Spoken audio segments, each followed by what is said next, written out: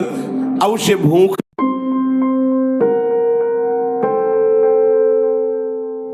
जब जीव को मनुष्य शरीर में जन्म लेना होता है तो प्रकृति में वर्षा के साथ आता है, प्रकृति में वर्षा के साथ आया और फसल में मूली, गाजर, गेहूं, अन्न, इनमें वो जीव प्रवेश करता है और उसे माता पिता दोनों पाते हैं। तो सप्तम धातु वीर के रूप में परिणित होता है जीव। वो वीर कण के रूप में माता के उदर में जब प्रवेश करता है तो एक रात्रि में मां का और पिता का दोनों का वो जो वीर मिलता है, उस रज और वीर के मिलने से एक कलल सा बनता है। 5 रात्रि व्यतीत होने के बाद एक बुदबुदा सा बनता है। 10 रात्रि व्यतीत होने के बाद एक बेर की सी आकृति होती है। फिर उसके बाद उसमें धीरे धीरे मांसपेशियां बढ़ने लगती हैं। 1 महीने में उसके सिर निकल आता है, 2 महीने में हाथ पांव अंगों का विभाग होता है, तीसरे महीने में नख, रोम, अस्थि, चर्म, स्त्री पुरुष के चिन्ह प्रकट हो जाते हैं। 4 महीने में मांसादि 7 धातुएं प्रकट हो जाती है। 5वें महीने में चेतना जागृत हो जाती है। जैसे अपने चेतना, ऐसे 5वें महीने में गर्भस्थ शिशु की चेतना जागृत हो गई। जीव है पर चेतना 5 महीने बाद मां के गर्भ में जागृत। अब उसे भूख लगती है, प्यास लगती है, वहां की तापमयी जलन, पीड़ा, छोटे छोटे कीड़ों के द्वारा काटना। 6ठे मास में झिल्ली से लपटा हुआ मां की दाहिनी कोख में कीड़े की तरह तड़पता है। उस समय माता को कड़वे और खट्टे पानी की लालसा होती है, जिससे उसके अंगों में जाकर भयंकर जलन होती है। यह है भोग। वो कृमि कीड़े की तरह तड़पता है। मलमूत्र के गड्ढे में बीच में झिल्ली में बंधा हुआ वो जीवात्मा सुकुमार तो होता है, वहां के कीड़े उसे नोचते छोटे छोटे, वो तड़पता है।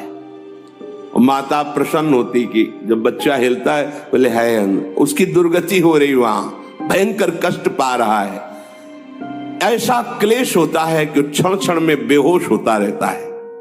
माता के खाए हुए कड़वे, तीखे, गरम, नमकीन, रूखे, खट्टे, यही पदार्थ पाने की इच्छा होती है माता, क्योंकि उसको भोग भोगना है।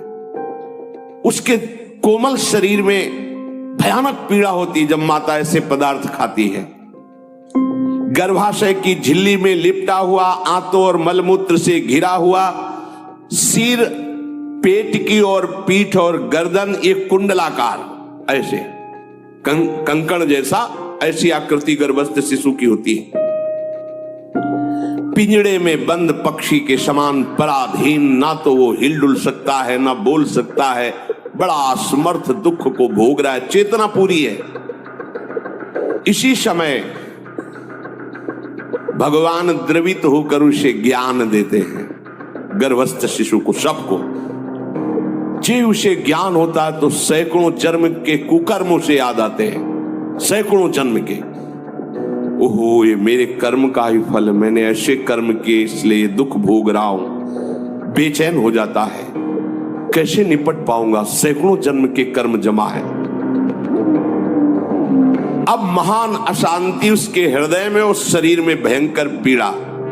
कुंडलाकार शरीर है, हिल भी नहीं सकता है, बस कीड़े काटते, बड़ी तड़पन, बड़ी जलन, भूख प्यास की जलन। अब एक और भयानक जलन हुई, उसे स्मरण हो जाता है कई जन्मों के, सैकड़ों जन्मों के पाप कर्मों का। 7वां महीना आरंभ हुआ कि ज्ञान का उन्मेष हो गया। अब प्रसूति वायु उसे चला रही है, तड़पता है वो। सप्त धातु में स्थूल शरीर से बंधा हुआ वो जीव भयभीत होकर के पुकारता है, अगर कोई भगवान है तो एक बार मुझे यहां से निकाल दे। वो विनय करता है भगवान से, कोई अगर भगवान है जिसने मुझे इस बंधन में डाला है, एक बार निकाल दे यहां से, जाके केवल भजन करूंगा। जीव कहता, जंतुरुवाच तस्योपसन्नमवितुम जगदिच्छयात् नाना तनोर्भुवि चलच्चरणारविंदम सोहम ब्रजामि शरणम रकुतो भयम में येने दृशी गतिरदर्श सतोनुरूपा। हे प्रभु, मैं बड़ा अधम हूं, ये ज्ञान भगवान की तरफ से गर्भस्थ शिशु को होता है। देखो, स्वयं वो इतना कष्ट पा रहा है, फिर जब आप गर्भ हत्या करते हैं तो आपका पाप कितना बड़ा होगा सोचो। सब माताओं से विनय है, संयम से रहो, सावधान रहो। ये हत्या ऐसी नहीं कि तुम्हारे दान पुण्य से क्षमा हो जाएगी। ये जो भ्रूण हत्या है, गर्भ हत्या है, बहुत बड़ा पाप है। आप लोग अज्ञान के कारण इसको ध्यान नहीं देते, इसे खिलवाड़ समझते हो। कितना ज्ञान है। बेटी ही मां है, बेटी ही बहन है, बेटी ही पत्नी बनती, बेटी ही किसी के जीवन को धारण करने वाली बनती है। और आपने गर्भ में देख लिया बेटी है, तुम स्वयं मां होकर उसका साथ दे रहे हो, उसका नष्ट करने के लिए। हमारी तो बात ही समझ में नहीं आती, क्या बुद्धि भ्रष्ट हो गई। अगर पुरुष का इतना महत्व है तो बेटियां ना हो तो तुम्हारी कौन सी गति होगी, सोचो जरा। जीना मुश्किल हो जाएगा तुम्हारा। तुम पुरुष किस काम के रह जाओगे। तुम्हारा अर्धांग काट दिया जाए तो तुम कैसे होगे। ये स्त्री स्वरूप अर्धांग है। जिस घर में मां बहन नहीं है, स्त्री स्वरूप नहीं, श्मशान जैसा वो होता है। ध्यान दीजिए, ये बहुत बड़ी गलती है जो अपनी बेटियों की हत्या करते हैं। ये वो पाप है जो अक्षम्य अपराध है। स्त्री हत्या करना शास्त्रों में बहुत बड़ा पाप कहा गया है। फिर वो तो बच्चा है, बिल्कुल नहीं। जिनसे हो गया है, श्रीमद् भागवत का सप्ताह मूल संस्कृत से सुनो और भगवान से प्रायश्चित प्रार्थना करो कि हे नाथ, भूल से गलती हो गई, दूसरा कोई उपाय नहीं। ध्यान से समझ लीजिए, तुम्हारे भ्रूण हत्या, गर्भ हत्या के पाप को नष्ट करने में एकमात्र श्रीमद् भागवत समर्थ है, दूसरा कोई नहीं। कोई दान पुण्य तीर्थ स्नान तुम्हें क्षमा नहीं कर पाएगा। यह ऐसा महापाप है। अगर हृदय में जलन करके और मूल संस्कृत के द्वारा पूरी 7 दिन में भागवत श्रवण की जाए नियम से, तो भागवत समर्थ है, इस हत्या के पाप से भी आपको मुक्त कर देगी। जिनके ऐसे हत्या हो गई हो, करवा लो, नहीं तो बुद्धि आगे भ्रष्ट करके तुम्हें हरि गुरु से विमुख कर देगा। ये पाप ऐसा नहीं कि तुम्हें 2-4 माला घुमाने से क्षमा हो जाएगा। ये महत अपराध है। सबकी समझ में नहीं आता, समझ जाओ, नहीं तो आप जहां भी हो वहीं से भ्रष्ट कर देगा। ये अपराध नष्ट नहीं होगा, श्रीमद् भागवत की कृपा से नष्ट हो जाएगा। ये हमें बहुत विश्वास है। श्रीमद् भागवत सप्ताह की यह है ही महामहिम। प्रेत योनि को प्राप्त धुंधकारी को सीधे भगवत पार्षद स्वरूप देकर परम पद में आरूढ़ कर दिया। केवल 7 दिन की मूल संस्कृत एक भी श्लोक नहीं छूटना चाहिए। अगर सप्ताहिकी का पारायण हो तो इस भ्रूण हत्या, गर्भ हत्या से भी निवृत्ति मिल जाए। अब वो जीव भगवान को पुकारता है, मैं बड़ा नीच अधम हूं। आहा, भगवान आपने जो मुझे गति दिखाई है तो मेरे कर्म के अनुसार ही है, आपका इसमें कोई दोष नहीं। हम लोग जब कष्ट भोगते तो भगवान से कहते हैं हमने तुम्हारा क्या बिगाड़ा। भगवान ने नहीं बिगाड़ा, तू खुद देख क्या बिगाड़ लिया अपना। करो पाप आचरण। अब देखो, हमने तो जीवन में कोई पाप नहीं किया और कितने गर्भ हत्या की है, कितनी खिलवाड़ समझे हो। ये बिल्कुल भयावह चीज है, आप लोगों को नहीं। हम बार बार इसीलिए कह रहे कि भयावह वस्तु है, तुम्हें बहुत ऊंचाई से घसीट के भ्रष्ट कर देगी। बहुत होश में हो, भूल के कभी ऐसा न करना जहां तक हमारी आवाज पहुंचे, जहां तक सुनाई दे। गर्भ हत्या मत करना, संयम से रहो। इस तरह का व्यवहार मत करो कि तुम्हारा मनुष्य जन्म ही व्यर्थ चला जाए। इसमें तीनों को बराबर दंड मिलेगा। गर्भ हत्या कराने वाला, गर्भ हत्या की प्रेरणा देने वाला और गर्भ हत्या में सहयोग देने वाला, जो औषधि डॉक्टर या जो भी, तीनों को दुर्गति होगी।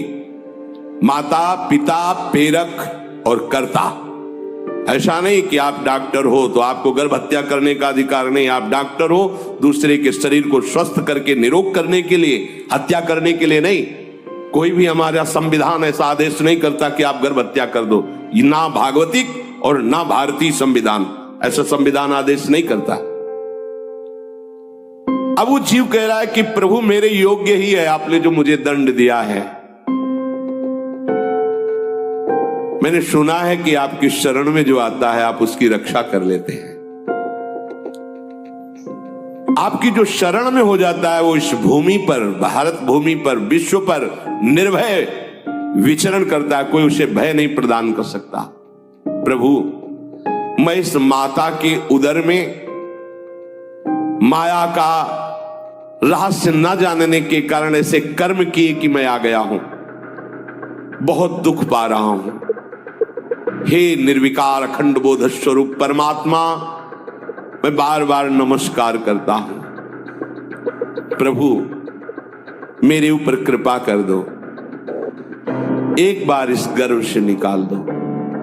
मैं यहां से बाहर जाकर आपका निरंतर भजन करूंगा। ये वादा करके आए हम प्रभु से। सब प्रभु ने करुणा करके हमें चांस दिया है मनुष्य शरीर। प्रभु मैं बहुत जन्मों से इस समय स्मृति आ रही देख रहा हूं, कर्मों में भटकता रहा आपसे विमुख होकर के। ये जो मुझे अभी ज्ञान हो रहा है केवल आपकी कृपा से तत्कालिक है। तत्कालिक, एक तत्कालिक वैराग्य होता है। जैसे कथा सुनी मन में आया कि अब तो भजन ही करना है, ये तत्कालिक है, स्थायी नहीं है। इसे स्थायी बनाओ। प्रभु आप अंतर्यामी हो, आप सब कुछ जान रहे हो। तीनों तापों की शांति के लिए भक्तजन आपका भजन करते हैं। मैं देहधारी होकर जीव माता के उदर में मलमूत्र से रुधिर की झिल्ली में फंसा हुआ माता की जठराग्नि के ताप से जल रहा हूं। प्रभु एक एक क्षण में यहां विकल होकर केवल इंतजार कर रहा हूं कि किस समय मुझे यहां से निकाला जाएगा। दीन बंधु यहां से कब मैं निकलूंगा। स्वामिन आप बड़े दयालु हो। आप जैसे उदार प्रभु ने मुझ गर्भस्थ शिशु को ये ज्ञान दिया। हे दीन बंधु आप अपनी कृपा से प्रसन्न हो जाइए। प्रभु एक बार निकाल दीजिए। मैं ऐसा भजन करूंगा कि दोबारा संसार के दुख में नहीं आऊंगा। कपिल भगवान कहते हैं, हे माता, वो गर्भस्थ बालक शिशु भगवान से प्रार्थना करता है, भगवान का आदेश होता है, तत्काल प्रसव वायु धक्का मारती है। जो ही प्रसव वायु धक्का मारती तो उसको ऐसा भयंकर कष्ट होता है, जैसा पीछे लिखा है कि जैसे जिंदा किसी की चमड़ी उतारी जाए, ऐसा मां के गर्भ से निकलते समय उसे कष्ट होता है। वो अत्यंत कष्ट से व्याकुल होता है। उसी समय उसका वो ज्ञान नष्ट हो जाता है जो भगवान ने दिया था। उस समय उसकी श्वास की गति रुक जाती, जैसे किसी का गला दबा दिया जाए तो कैसा लगेगा। ऐसे ही पूरी की पूरी भागवती की स्मृति नष्ट हो गई। होश आया तब देखा कि वो बाहर पड़ा हुआ है, माता के उस मलमूत्र में सना हुआ विष्ठे की कीड़े की तरह। गर्भवास में जो दिव्य ज्ञान प्रकट हुआ था भगवान की कृपा से, वो सब नष्ट हो गया। भूमि परत भा ढाबर पानी, तिम जीवे माया लपटानी। चेतन आई तो रोने लगा। वो ज्ञान कहां गया, वो ज्ञानदाता कहां गया। वो कहता कहां कहां, बोले थाली बजाओ, बच्चा हुआ है। और वो तो रो रहा है कि कहां, वो ज्ञान कहां गया जिसके बल से मैं कह रहा था कि बाहर निकाल दो, मैं आपका भजन करूंगा। सब खत्म ज्ञान। जो लोग उसका अभिप्राय नहीं समझते वो उत्सव मनाते हैं। बालक हुआ है, वो रो रहा है, वो कहां गया ज्ञान, कहां कहां कहां। छोटा बालक यही रोक कहता कहां। अभी जो ज्ञान उत्पन्न हुआ था, जो अभी भगवान का बोध हुआ था, वो कहां गया कहां गया। घर परिवार के लोग उसका पालन पोषण करते रहते हैं, उसमें कोई निषेध करने की शक्ति नहीं हो रही। मच्छर काट रहा है, दुख हो रहा, हटा नहीं सकता बालक। उस जीव को शिशु अवस्था में जब कपड़ों पे लिपेट कर ऐसे लिटाया जाता है तो इतना कोमल त्वचा होती कि कपड़े भी उसको, जैसे खुजलाहट है, पीड़ा है या जलन है, बिल्कुल कोमल त्वचा होती, कुछ नहीं कर सकता हो, पर रो सकता है। ना खुजलाने की, ना करवट बदलने की, ना उठने की कोई सामर्थ्य नहीं। बड़ा कष्ट पाता है बाल्यावस्था में, क्योंकि त्वचा बड़ी कोमल होती है, डांस मच्छर आदि जीव उसको काटते हैं। गर्भावस्था का कोई ज्ञान नहीं रहा, सिर्फ रोना ही रोना रह रहा।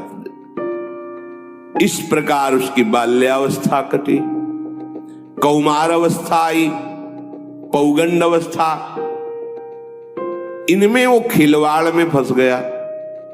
जैसे जैसे बड़ा होता जाता, चेतना, गुनगुना, ये कार, ये प्लास्टिक के ऐसे उनमें मगन है। देखो ना छोटे बच्चों को, अज्ञानवश इसकी ये अवस्था कट गई। बड़े भाग्यशाली ऐसे भी बच्चे हैं जो तुतला के बोलते हैं, उनकी मैया कहती राधा बोलो, राधा। देखो ये सौभाग्य। प्रणाम है उन माताओं को जो अपने बच्चों को भगवान नाम बुलाती हैं कि आप बोलो, श्री हरिवंश बोलो, राधे राधे बोलो। धीरे धीरे उसकी युवा अवस्था पहुंची। इस समय उसके अंदर एक भूत सवार होता है। जवानी का भूत है, ये सबके सवार होता है। अगर मंत्र चल रहा है तो भूत नहीं चढ़ेगा, नाम चल रहा है तो भूत नहीं चढ़ेगा, नहीं तो भूत चढ़ जाता है। ये कुछ भी करवा सकता है भूत, भूत ही तो है ना। वैसे ही पंचभूत लिपट गए, ये ऊपर से जवानी का और भूत सवार हुआ तो जौवन ज्वर के ही नहीं बलकावा। जवानी में कोई भी ऐसा अपराध नहीं जो हो ना जाए।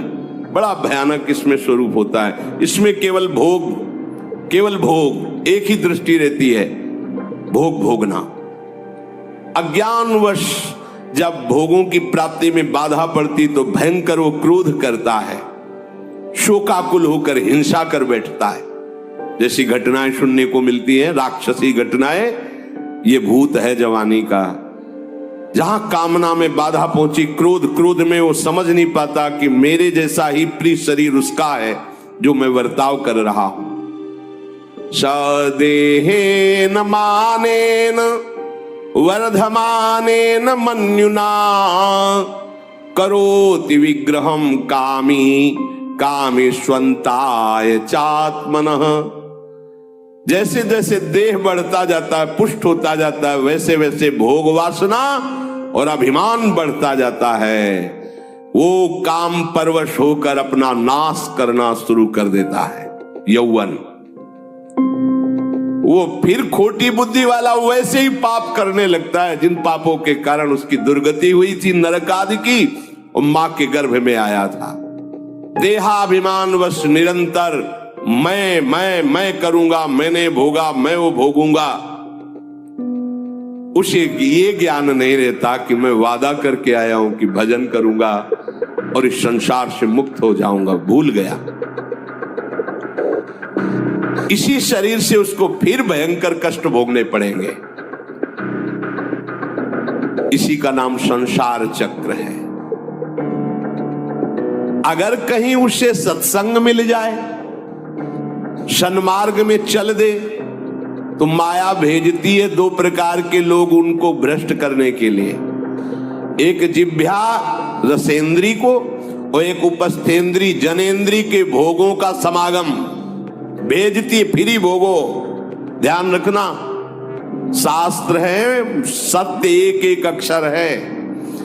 जब किसी को सत्संग मिल जाता है तो सत्संग का प्रभाव होता है भगवत मार्ग में रुचि पैदा करना, प्रभु अच्छे लगना, प्रभु का नाम जप करना, सत्य मार्ग में चलना। जब तुम सतमार्ग में चलोगे तो दो प्रकार के लोग भेजे जाएंगे। बढ़िया हलवा, बढ़िया खीर, रबड़ी, लो प्रभु, पाव, आरोगो, रसेंद्री और फिर जनेंद्री। फ्री, कोई परेशानी नहीं, भोगिए आप। फिर वो ऐसे विषयी पुरुषों का संग करके वैसे ही पहले की तरह फिर पाप करने लगता है। बहुत होश में, बहुत होश में। इनको ऐसे लोगों का संग कराया जाता है जिससे सत्य, शौच, पवित्रता, दया, संयम,